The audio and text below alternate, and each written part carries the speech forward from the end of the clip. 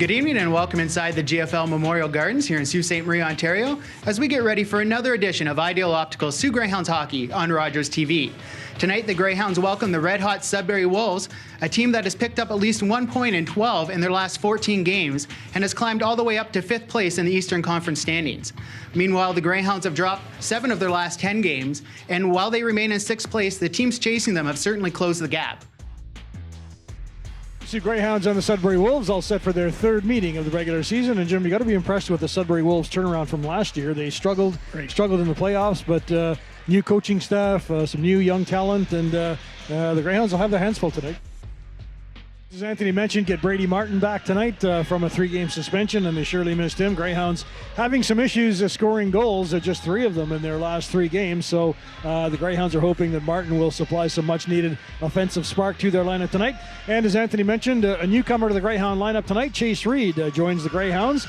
He was a 7th-round draft pick from the 2023 draft class, and the Greyhounds are very excited about this young defenseman. Yeah, it looks like he could be the type of guy that can help the Greyhounds keep the puck out of the net, and at 6'2", he's got a good size. They gave him the first rookie skate there tonight, which was nice to see. But this guy is one of 7 players from the 2023 draft that the Hounds have on the roster, and if you include Reed Thomas, the goaltender, who was here for a few games but has now been sent back down to Tier 2 junior to get some game time in, that's 8 from the 2023 draft, and Kyle Raftis has to be very pleased about that.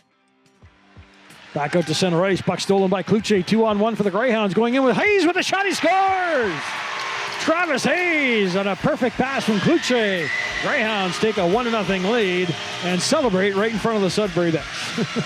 It's always fun to do when you go up against your arch rival, but nice play at the Greyhounds blue line by Brady Martin as he fought for the puck and knocked the Sudbury player off it, got the puck up to Justin Kluche, who broke out with Hayes, and Kluche with the nice feed, and no chance there for Finn Marshall. Travis Hayes has got a really good finish when he gets those opportunities, and he finished it there to put the Greyhounds up 1-0. Now the Wolves steal the puck, and here they come up the ice. It's Clayton centering it in front, a shot, backhanded, and that one somehow stayed out. Nord back there helping out, slid across the goal line, and the puck hit him as the Wolves come close to tying it. Back out to the point to Carlisle. Carlisle leaves it for Nord. Into the middle of the ice area, scores!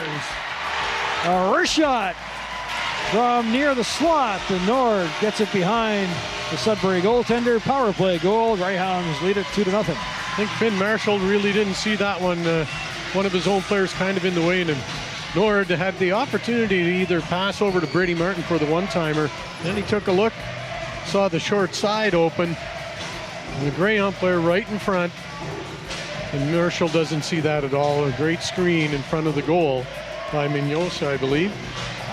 Yep.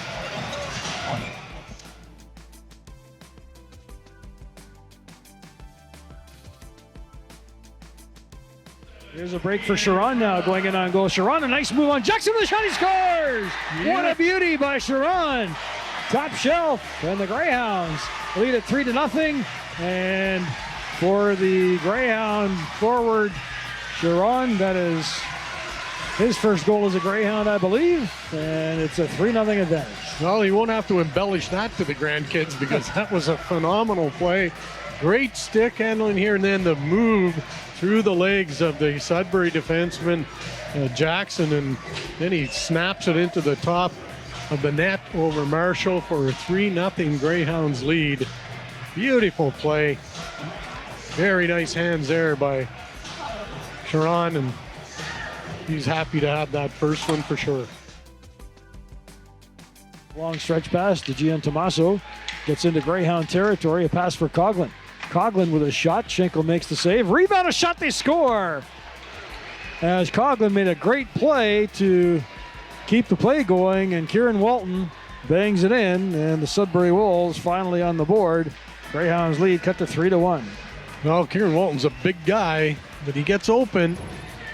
One reason he's been a NHL draft pick, but here's the initial shot, and then Walton all alone, nobody on him.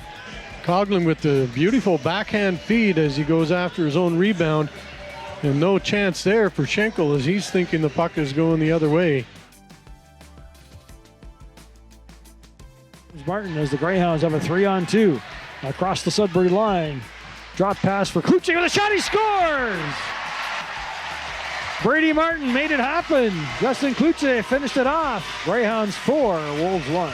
Big goal on a long shift by that line of Martin, Kluche, and Travis Hayes. And Martin, I believe Gino was trying to pass it over to Hayes, who was open on the other side of the ice, with the puck hit a stick, a Sudbury defender's stick, and kind of stopped dead. And there it is right for Justin Kluche, and Finn Marshall reacting a little late on that one, and Kluche snapping the puck home. And Kluche, who comes into this game leading the Greyhounds in scoring, gets his 15th. Delek at the half wall looking for an opening, throws it back to DeAngelis. Cross ice pass to Walton. Walton lets it go to Farron with a shot, he scores! Quick shot there, Alex Farron. And the Wolves capitalize on the power play and now trail 4-2. Great patience there by Sudbury as they set it up as they wanted it. And Walton gets the cross ice feed to Farron, and he makes no mistake. Very nice pass here across. Hard, fast pass on the ice. Yep. Farron gets it past Schenkel on the short side. Going in off Schenkel to make it a 4-2 game, and that's exactly what the Wolves needed to get a positive feeling going again after allowing that one goal to Kluche.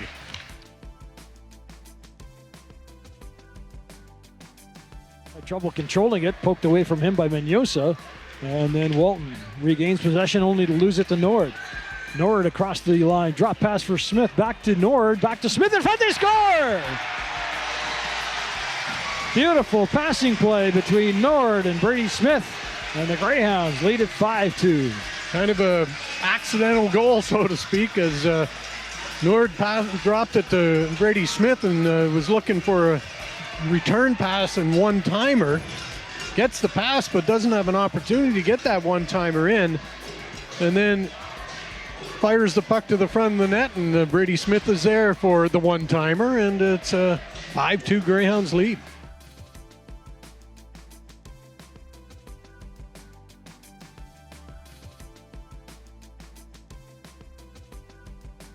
Here's Nord getting it over to Carlisle. To Hayes in the face-off circle. Hayes, cross ice, a shot, they score! Marco Menyosa all alone. Greyhounds lead it 6-2. And the penalty box clears totally because of that power play goal. Beautiful completion by Marco Menyosa. And there's our former line mate used to say, I could have put that one in, Gino. Well, Fitz, I probably wouldn't have. I've seen you play. I don't know if you would have put that in. Great puck movement by the Hounds on this power play, and Marco Menyosa off to the side here, and the beautiful feed by Travis Hayes. And Jordan Sharon causing a little bit of trouble in front of the net, and had Sudbury paying more attention to him than they were Menyosa, and he puts it home. The Wolves on the power play now as DeAngelis walks the line into the face-off circle to Walton in the corner. Centering pass, they score! Farron bangs it home. Not much Schenkel could do there, and the Wolves score a power play goal just 10 seconds into the man advantage situation, and for Farron, his second of the evening. Another great feed from Kieran Walton as he takes his time, looks, and then right across the crease in front of Charlie Schenkel. Lots of speed on that pass. Nobody could react to it quick enough except for Mr. Farron, and he puts it home. And as you mentioned, his second of the game, and this would be a totally different story perhaps this game if the Wolves had more of those power play opportunities. DeAngelis at the point.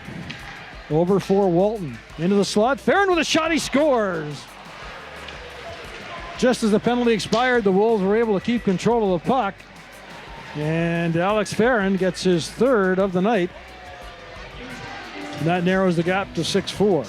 Not sure if those guys can play anymore tonight because they were out there for 2 full minutes plus, but quite a stretch on the power play and then beyond for those 5 Sudbury Wolves players. And maybe not the best opportunity, but Farron just spins and fires and converts, and it's a 6-4 game.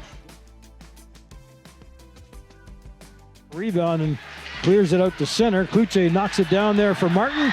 Martin into the Sudbury zone, and he'll put it into the empty net.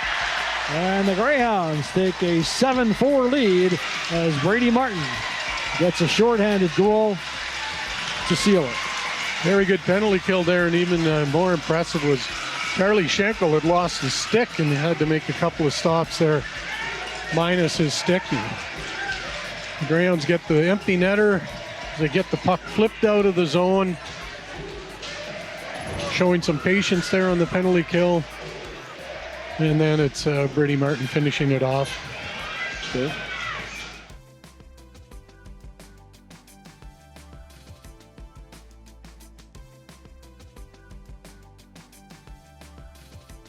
And then Street will fire the loose puck down the ice, and that'll be it as the Sioux Greyhounds bounce back, snapping a 2-game losing streak. And the Greyhounds defeat the Sudbury Wolves by a score of 7-4. I think we got to start with the positive. So for a team that has really been struggling to score goals, to put 6 up and 7 when you include the empty netter, it's a good sign. So very happy with that. Very happy with opportunity creation.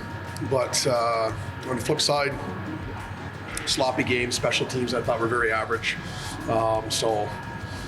We don't want to make those games so tight. And I thought we got away from our game. A very inconsistent game in my opinion. Some really good points and a lot of peaks and valleys over the course of the game, which were, for me as a coach, wanted to be a nice, even line, right? Watching that game, one thing that just kept playing through my mind is 3 17-year-old defensemen, one who just turned 17 last week, a 16-year-old defenseman. You might see that in the preseason. You don't usually see that in the regular season. So how proud are you of that group? Well, I never thought of that. It's a really, really, really good point. Chase Reed steps in, plays his first game. Forget, being 17, and then Solo's obviously, I think, been exceptional for us, and Gilly's starting to come along. So they're playing big minutes. Well, that big line over there is a very good line, and some young guys had to manage those minutes. So very happy. Like, all these games are good for our development. I'm just looking for less of a heart attack on the bench. That's all. After a tough last weekend, I don't care if we're playing Niagara or London or Saginaw, whoever it is we just need to keep producing good quality hockey games. And today's small step, I think, in the right direction.